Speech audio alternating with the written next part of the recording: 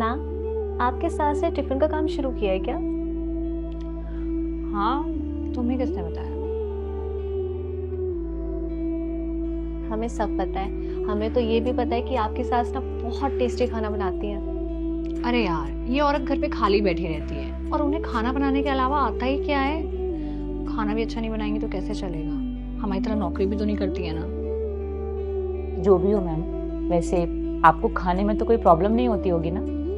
हाँ, इस मामले में तो मैं लकी हूँ। खाना तो मेरी सास ही बनाती है और हर संडे को ना मैं उनसे नई नई डिशेस बनवाती हूँ। तो मैम किसी संडे हमें भी इनवाइट कर लो। हाँ हाँ, व्हाई नॉट। तुम लोग संडे आ जाओ। Thank you ma'am. ओके।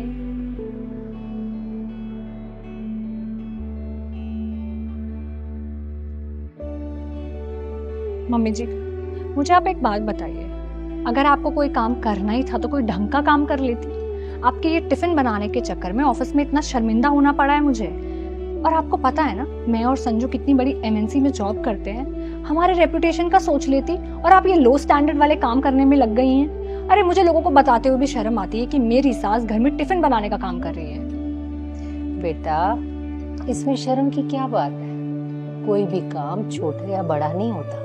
काम तो काम होता है। और फिर खाना बनाना मुझे अच्छा लगता है। इसमें शर्मिंदा होने वाली क्या बात है? मैं तेरा और संजू का भी तो टिफिन बनाती हूँ ना। मुझे अच्छा लगता है और फिर मेरा मन भी लगा रहता है। कुछ जो करना है करिए, आपको समझाने का कोई फायदा नहीं है।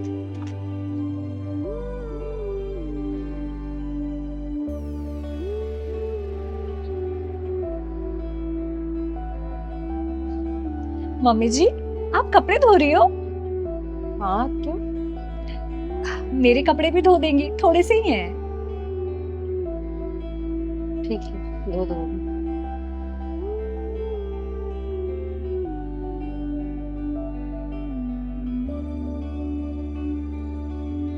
घर ढूंढने में कोई प्रॉब्लम तो नहीं हुई ना? आंटी जी नमस्ते। नमस्ते बेटा, नमस्ते। स्वरा, पूजा, ये है मेरी मदर इन लॉ। मम्मी जी, ये है स्वरा और पूजा, मेरे ऑफिस में जूनियर है। कैसे बेटे? बेटा तुम लोग बातें करो, मैं तुम्हारे लिए चाय लेके आती। जी मम्मी जी। वाह मैम, आपके साथ कितनी अच्छी है। आपको बिठाकर खुद चाय बनाने के लिए गई हैं। सच में आप बहुत लकी हो। मैंने तुमसे कहा था ना, सास के मामले में तो मैं सच में ही लकी हूँ। बाकी घरों में क्या होता है कि सास बहू को सुनाती है। हमारे घर में तो उल्टा है, मैं ही उल्टा अपनी सास को सुना देती हूँ। और हाँ, मैं ना सारा काम उनसे करवाती हूँ और मैं आराम फरमाती हूँ। इसलिए ना औरतों का पढ़ना लिखना जरूरी है, नहीं तो वो किचन में ही रह जाती हैं।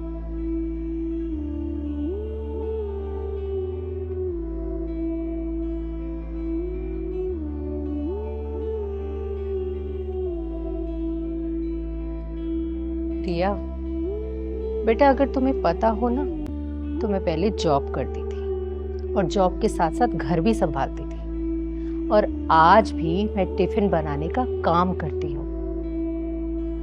रिया ऑफिस से आती है तो थक जाती होगी, ये सोचकर मैं उसे घर के काम नहीं करने देती। इसका मतलब ये नहीं है कि संजू या रिया उनकी कमाई खाती हूँ या उन पर डिपेंड हूँ। और कुछ लोग होते हैं जो प्यार का गलत फायदा उठाते हैं। और रिया बेटा, अब से ना अपना ब्रेकफास्ट और लंच खुद बनाना, अपने कपड़े खुद धोना और जो भी तुम्हारा काम हो वो खुद करना। और हाँ, ये जो तुम रोज रोज नए नए पकवान बनाने की फरमाइश करती हो ना, वो भी खुद बना लेना। माँ जी, आई एम सो सॉरी, मेरे बोलने का वो मतलब नहीं था। रिया बेटा, ताली एक हाथ से नहीं बजती। अगर आपको कोई प्यार और सम्मान दे रहा है ना, तो बदले में आपको भी प्यार और सम्मान देना चाहिए। अगर आप किसी से कोई बदतमीजी से बात कर रहे हो और सामने वाला पलटकर जवाब नहीं दे रहा ना, तो इसका मतलब ये नहीं है कि वो बेवकूफ है या तुमसे डर गया है। इसका मतलब ये है कि सामने वाला तुम्हें एक मौका और देना चाहता है, पर आज तो तुमने हद कर दी। And for your kind information बेटा, I am also an educated woman and I never felt ashamed for doing house chores. और तुम जैसी पढ़ी लिखी लड़कियां 2-4 किताबें क्या पढ़ लेती हैं, अपने आप को मॉडर्न समझती हैं और हम जैसों को गवार। क्यों? क्योंकि हम रिश्तों में मर्यादा बनाए रखते हैं, अपनी जॉब का या अपनी नौकरी का या पढ़ाई का कभी किसी पे रोब नहीं झाड़ते, अपने घर के काम हम खुशी खुशी करते हैं, बस इसलिए। पर मैं भूल गई थी कि तुम जैसे इंसान को कितना भी प्यार कर लो कभी नहीं सुधर सकते। मैंने तुम में और संजू में कभी कोई फर्क नहीं किया, पर आज तुमने मुझे फर्क समझा दिया। सही है, शरीफ लोगों के साथ ना लोग दिल का नहीं दिमाग का इस्तेमाल करते हैं। मम्मी जी,